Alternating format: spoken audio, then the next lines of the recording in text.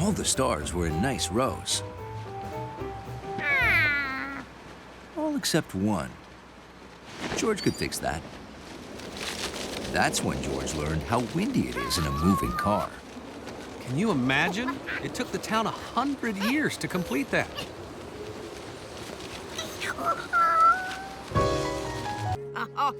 Folks will go absolutely wild when they see all 100 stars on the Anniversary Jubilaria. How wild would they go when they saw no stars? George had to tell the man about what happened. Just the guy we need. Can you come help with the costumes? Sure. George, do you mind staying here and helping with the Anniversary Jubilaria? Thanks. A good place to start was where the stripes flew out of the car. And it was.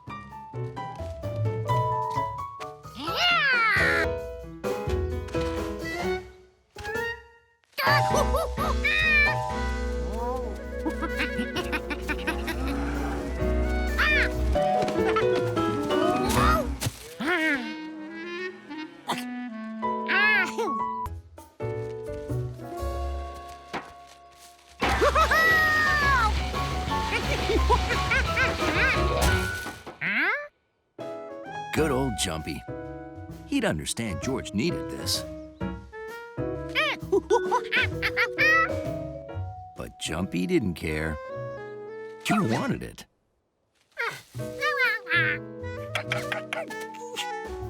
George didn't want to rip it. No squirrel could resist a 3-for-1 trade.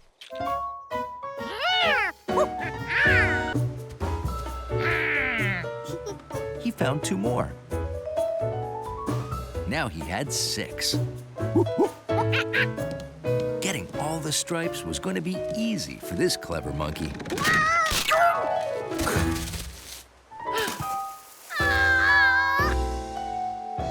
Now the river had 6 and George had none.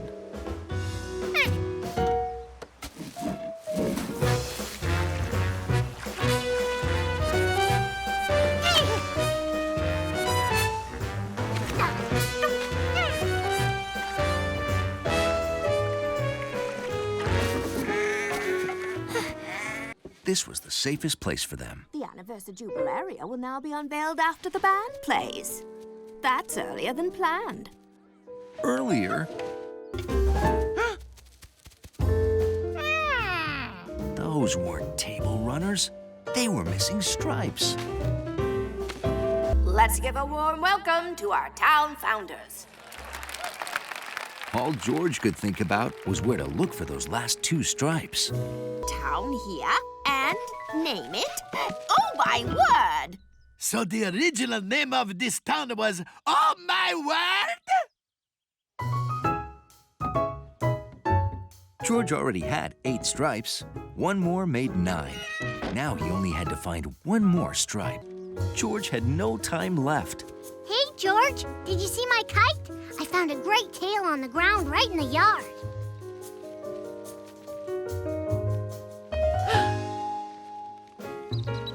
Look, an eagle! It's flying away with my tail!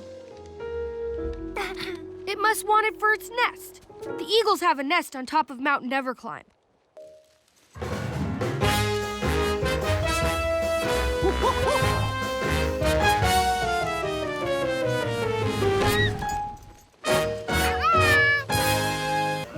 In just a minute, we'll be unveiling the Anniversary Jubilaria, now with 100 hard-earned stars.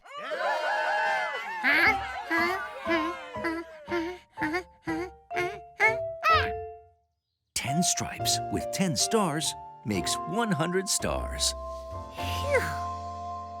Wow, everyone I've ever known is here, but not George. He's gonna miss the big 100. Oh, sorry, but we can't wait anymore. Happy 100th anniversary!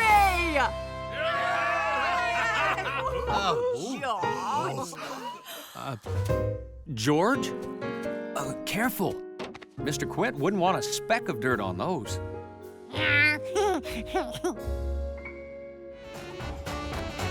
This was about the hardest George had ever worked on something no one would ever know about. George had had a great day. Still, even counting by tens, 100 was an exhausting number.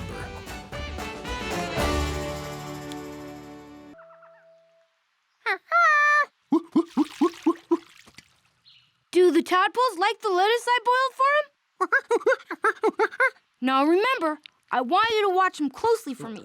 They do some amazing things as they grow.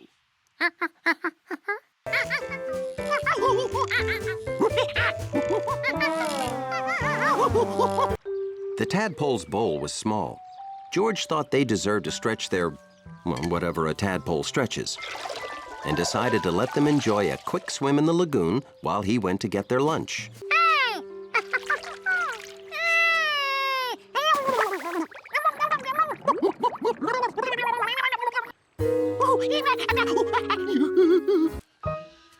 George! Look, my caterpillar is in its pupa stage. I bet kids like you never see that in the city, huh?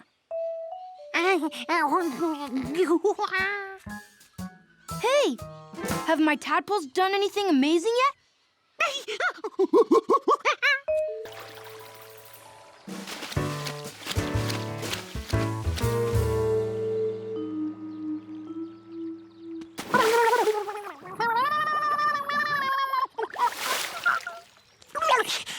Just how big is this fish you're after, George? Well, you might as well be hunting for tadpoles. There you go, try this one.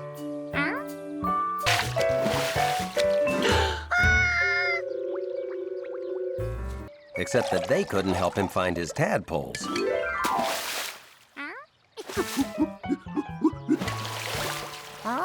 Now, this was a strange creature. It looked like a tadpole, sort of. Swam like a tadpole, kind of. But it had legs, almost no tail. Not like a tadpole. Hey, George! My tadpoles aren't giving you any problems, are they? Oh! Good. Bring them over sometime for a visit, okay?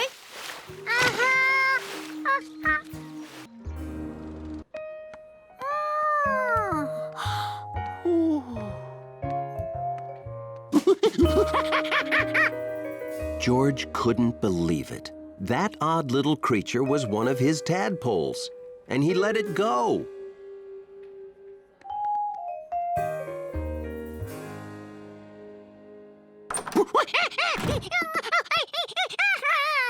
But George, we just visited the lake. We'll go back next month.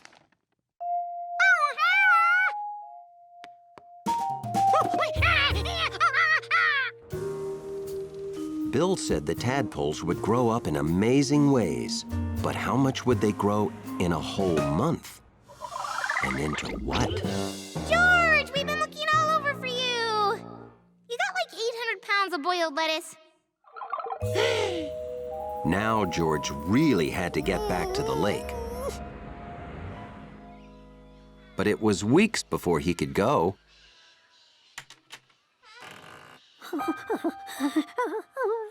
Luckily, George didn't see any signs of jumbo tadpoles.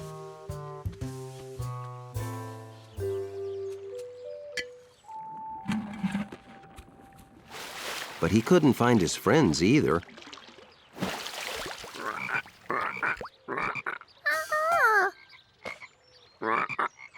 These loud frogs probably scared the tadpoles away. It was time for George to tell Bill he'd lost the tadpoles. Hey, George!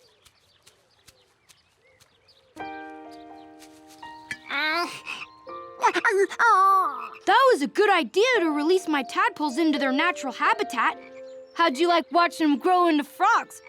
Pretty neat, huh? Uh-huh.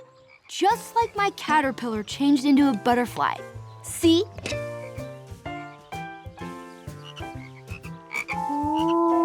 The tadpoles were right here all the time.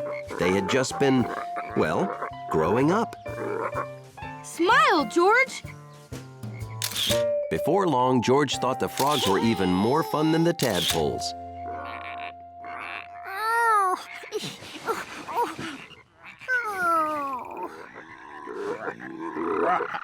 Well, most of the time. What made the yellow hat so great?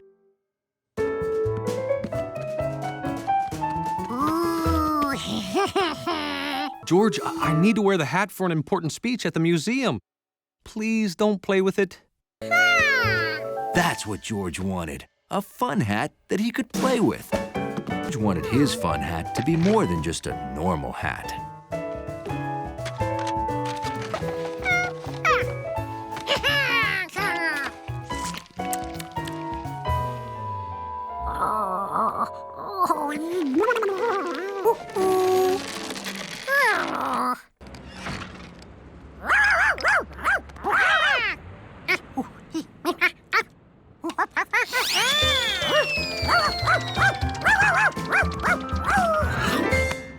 Sharky liked to chase things, so she liked the fun hat. Hundley wasn't impressed with George's fun hat until he saw it had doors and dachshunds.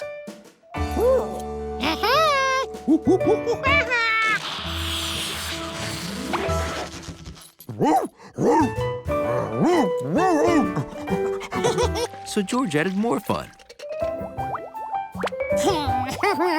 For himself.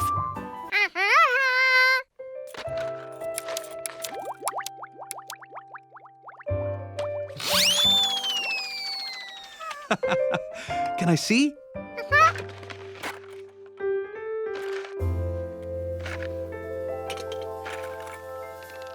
Oh, boy, this is one fun hat.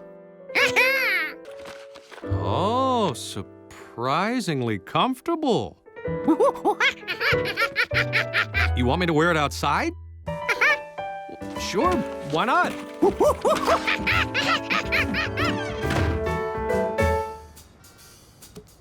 Good after. Oh, some chapeau.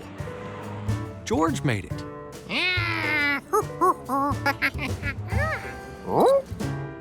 Having people see the man with the yellow monkey fun hat made George feel very proud. Hi, Sharky. Oh, easy, girl. Oh, no. I'm late. George, I've got 5 minutes to get to the museum for my speech. I have to make a good impression.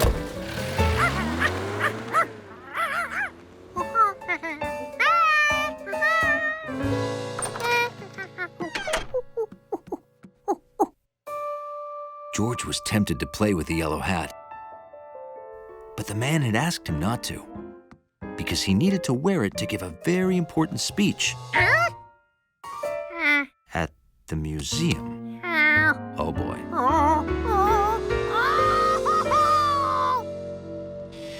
Bye, George. Bye, George. And if an apple traveling at the speed of light hits a static banana... Oh, everyone's here already. Great. Professor Wiseman asked me to speak today about the scientific method.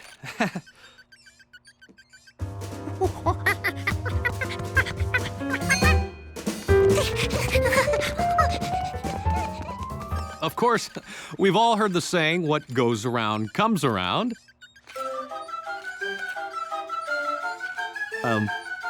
Haven't we?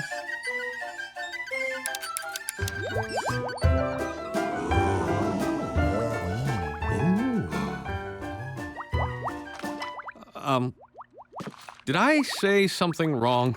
No, continue. This is fascinating. Whoa, what's stuck to my hat? Oh!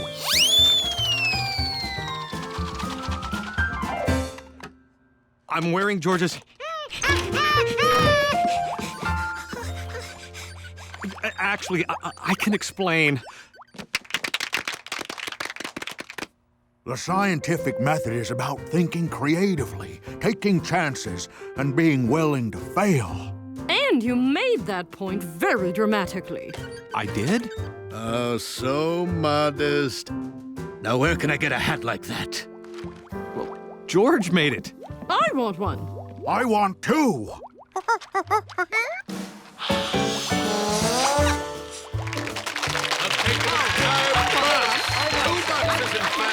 And that's how George got his picture on the museum wall.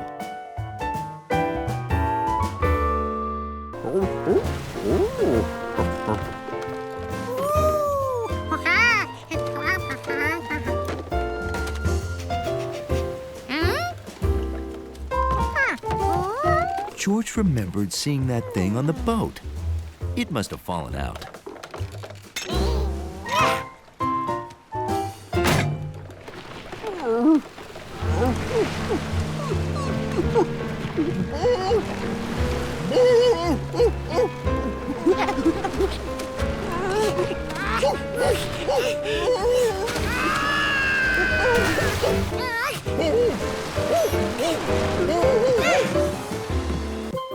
Since Hundley was an experienced sailor, George followed his lead.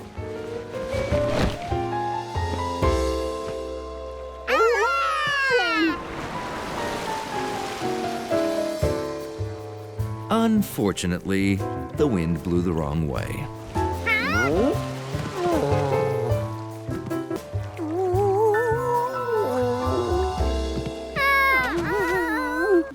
Wow, it sure got foggy fast.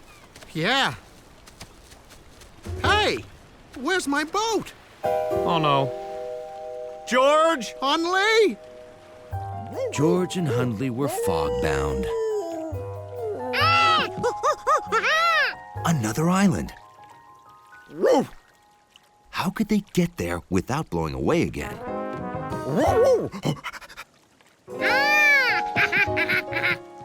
The motor.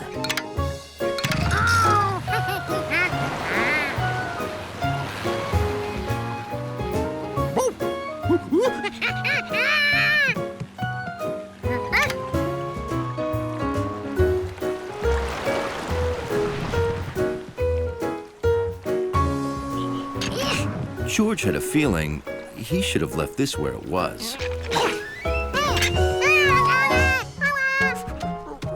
Sure, sand was messy, but Hundley would rather be dirty than float away again.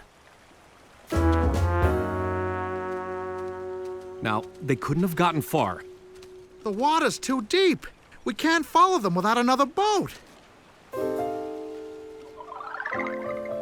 Or a raft. Come on! We'll need more wood and vines. If he was going to be stuck here, Hundley wasn't going to sit in sand the whole time.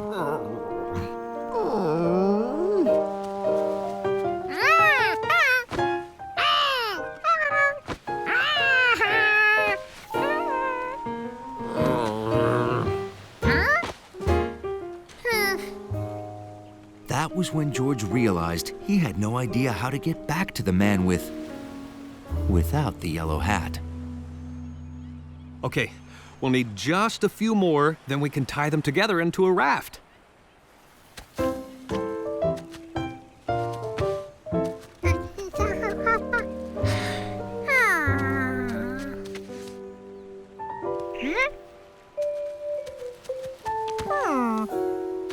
This rock looked familiar.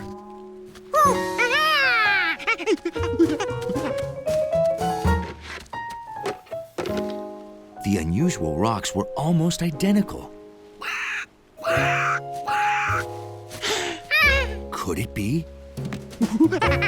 George needed to get up high so he could see far.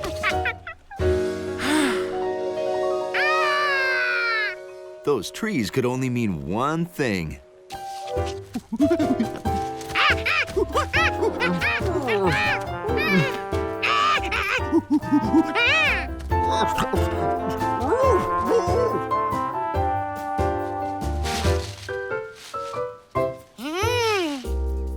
Footprints meant feet. Feet meant people.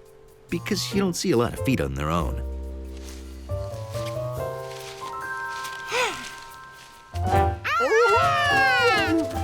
Do we have enough logs? I don't know how many more I can drag. We need more. Oh, thanks, George. George? Look who found me! Look who found me! Oh, Huntley, I thought you were lost. You wouldn't happen to have my boat with you, would you?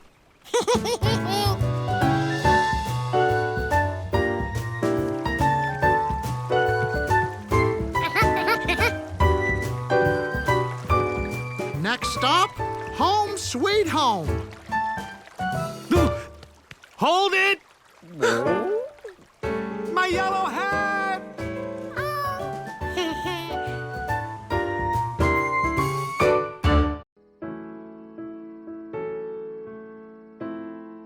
George thought all night about how he could keep his toys set up. The next day, Betsy and Steve rushed over to play. Let's set up as fast as we can. No time to waste. He already did it! It's not as big, but it's also not on the floor. Does that mean we don't have to spend time putting it all away? You're so smart. Why couldn't I have had a monkey instead of a brother? You guys will never escape! Clank, clank! There's no escape! But George had an idea.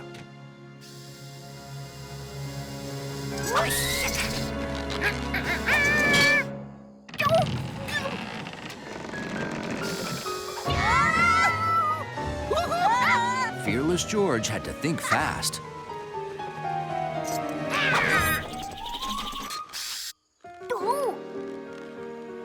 Okay, now we're tied to the robot. Ha! You'll never get the one!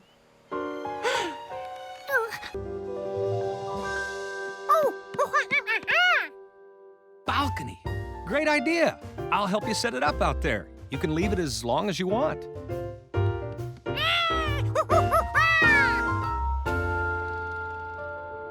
This is great, George. We don't have to waste a lot of time building it and then putting it away.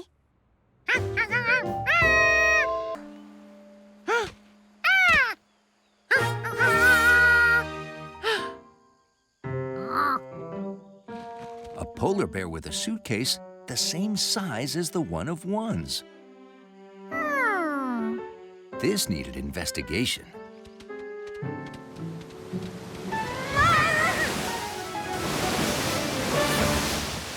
Where'd all this water come from?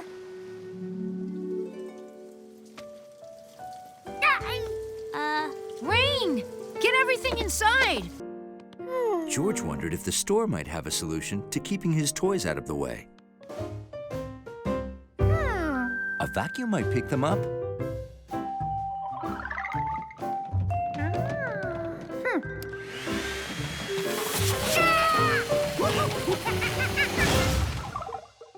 But then again, maybe not. The pyramid was too tall.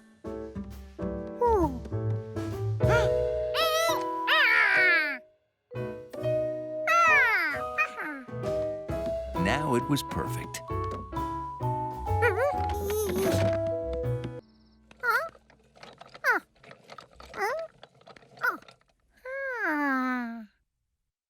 How did this one move so smoothly?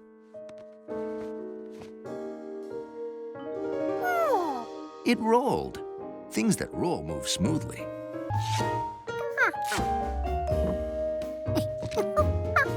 But train boxcars were just right. We want to do something for more than 3 minutes. Let's play catch.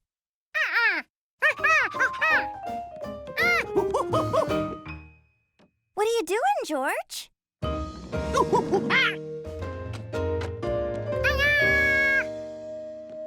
Wow, why didn't I think of that? Face it, you're no monkey. The storm's over.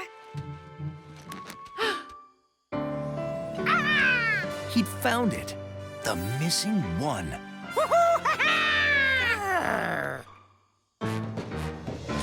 That's the world's crankiest polar bear, guardian of the one.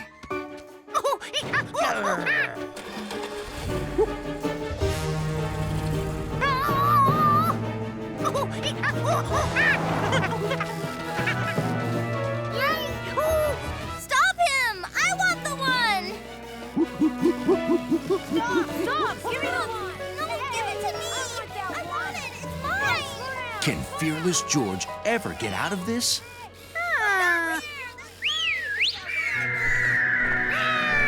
Yes. With the aid of his loyal pterodactyl, Hansel. Well, that was certainly an unexpected twist.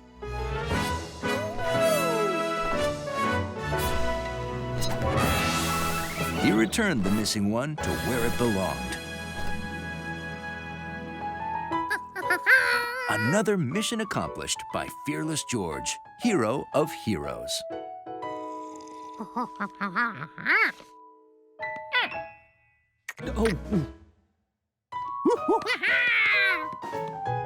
Let's play again.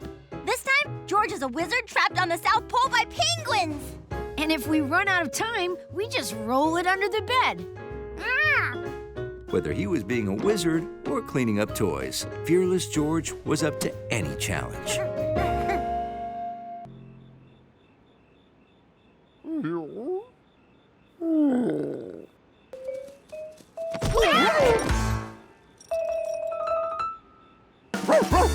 They'd found each other at last.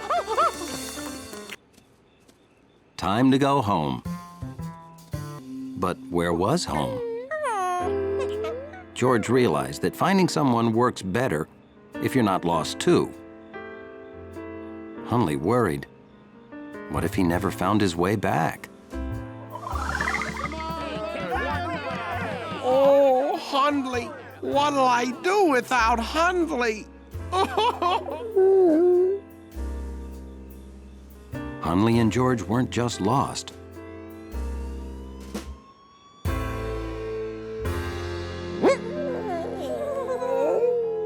They were lost at night. George tried to remember the noisy stuff he'd passed.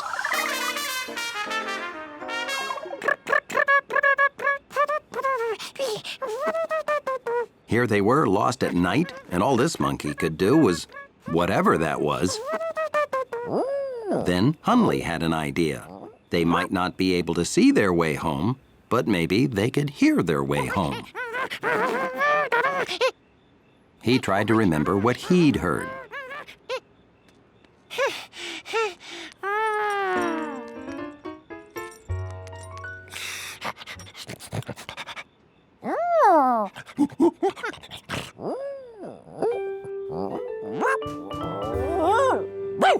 Now it was up to Hundley's powerful dog ears. That wasn't the right sound. So the musician couldn't be in that direction. That was either the wrong sound or the musician got his tongue caught in his trumpet.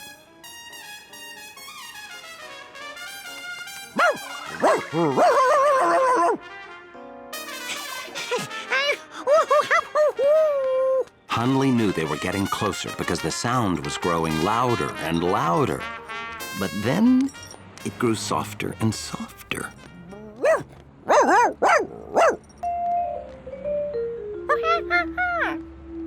Hundley tried to figure out how to explain they'd passed the sound. But there are some things a dog just can't explain to a monkey.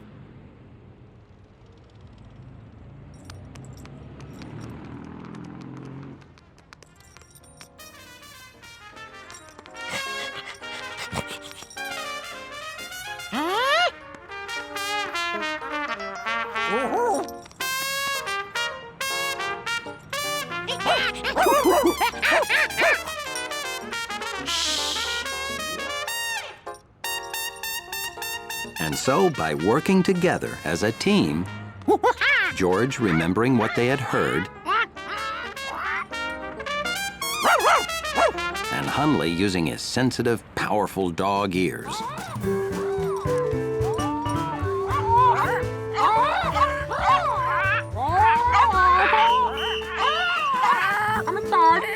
Hundley and George found their way back to the alley behind their home.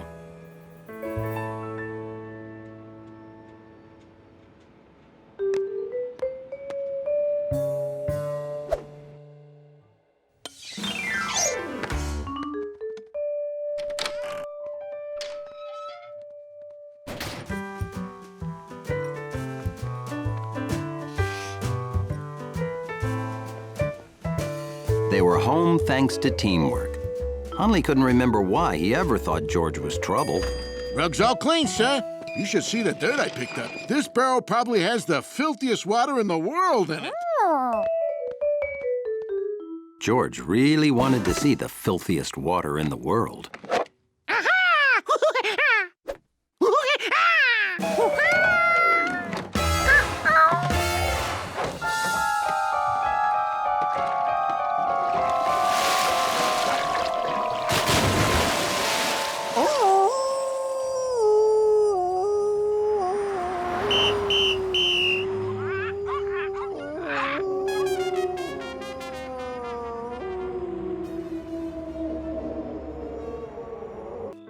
George thought he knew all the animals on Rankin's farm, but maybe he only knew the day animals. George had never seen a bird like this in the daytime. It must be nocturnal, too.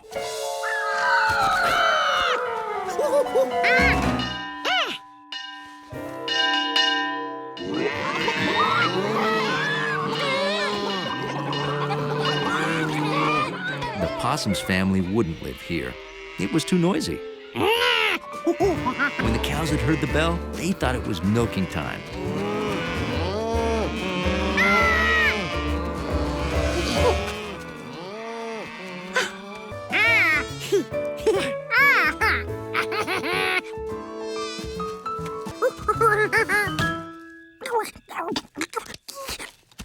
Did the possum's family live here?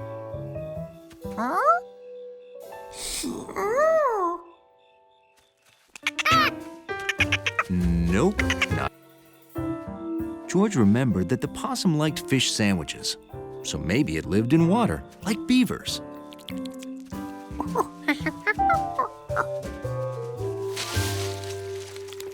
Raccoons must be nocturnal too. But his possum showed no interest in living in water, unless he lived in a boat.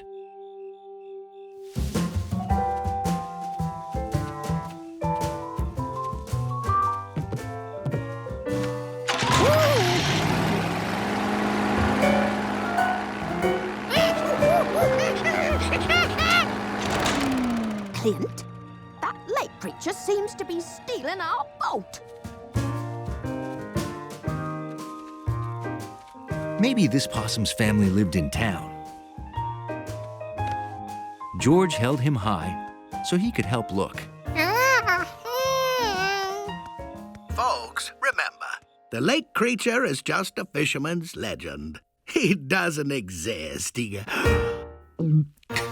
Except there he is.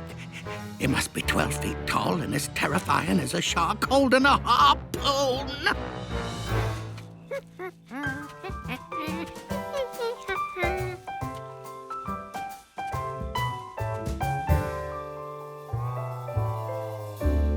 It was getting later and later, but George still hadn't found the possum's home.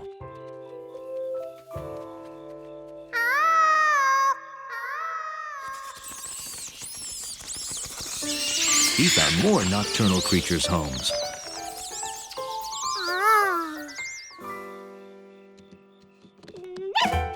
He found daytime creatures' homes, too. But he couldn't find the possum's home.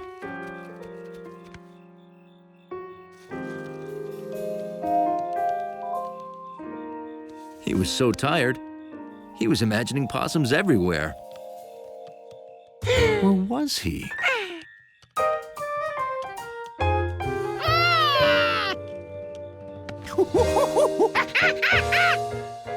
The possum family lived in a tree.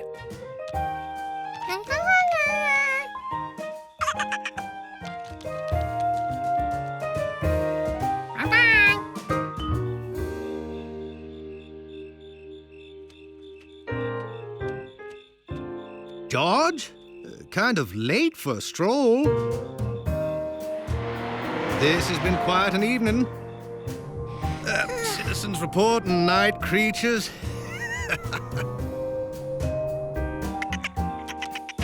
George had seen night creatures too.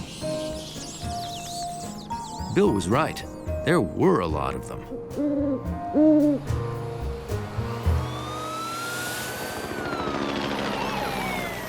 But Bill was wrong about the town. Lock your doors. No telling where the creature will appear next.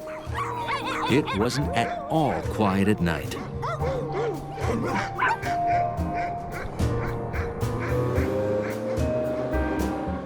Night, George.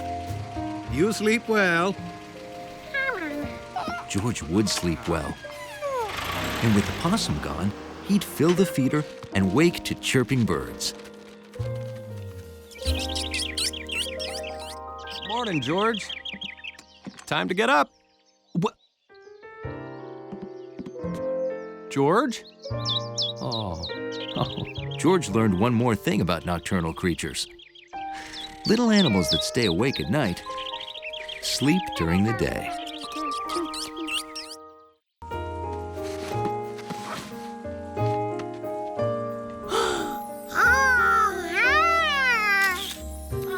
I can't get a picture with all those trees in my way.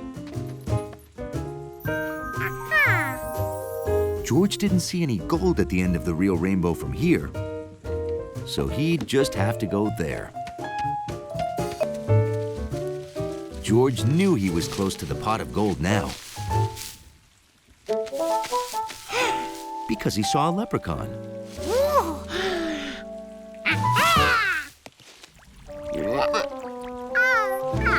Usually, George would be happy to meet a frog, but it was no leprechaun.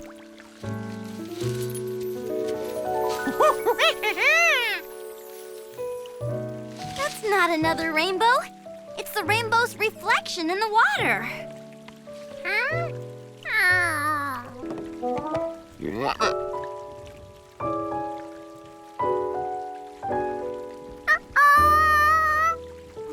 I can't leave trail markers for Steve on the water.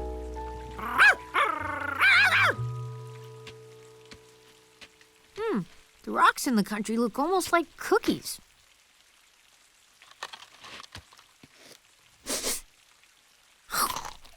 This is a cookie! Dog and monkey prints! And sister prints!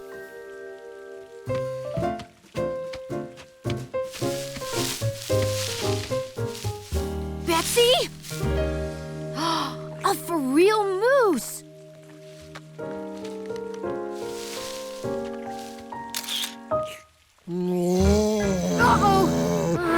Nice, Moosey. Help! Back away from the moose slowly and don't look him in the eyes. Can we run away now? No, that might make him charge us. This is the proper way to flee a moose. You're lucky I was out practicing for my Galapagos County Tracker Guide Rainy Day Pathfinding badge. Can you help me find my little sister, Charky and George? They're lost. The proper thing to do is get adult help. Come on, the village is close. Steve? Where are George, Betsy, and Charky? Oh, they ran off and got lost, and I saw a moose from way too close up. Wow, a rainbow. Say, George saw a rainbow right before he ran off. I bet he went to see the gold at the end of the rainbow. I can help him get home.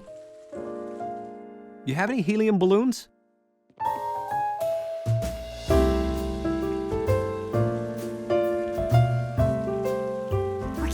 to shore. Here's our chance to get out. No matter how far they traveled, the rainbow still seemed far away. And now it was fading.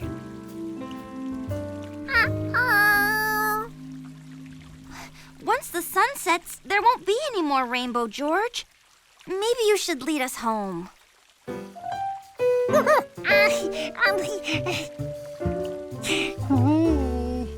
Are we lost?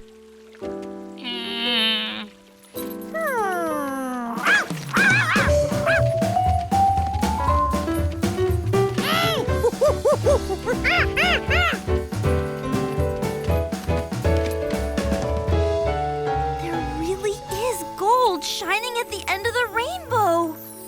Ooh. That day, George really found treasure at the end of the rainbow. George! Over here! Here they come.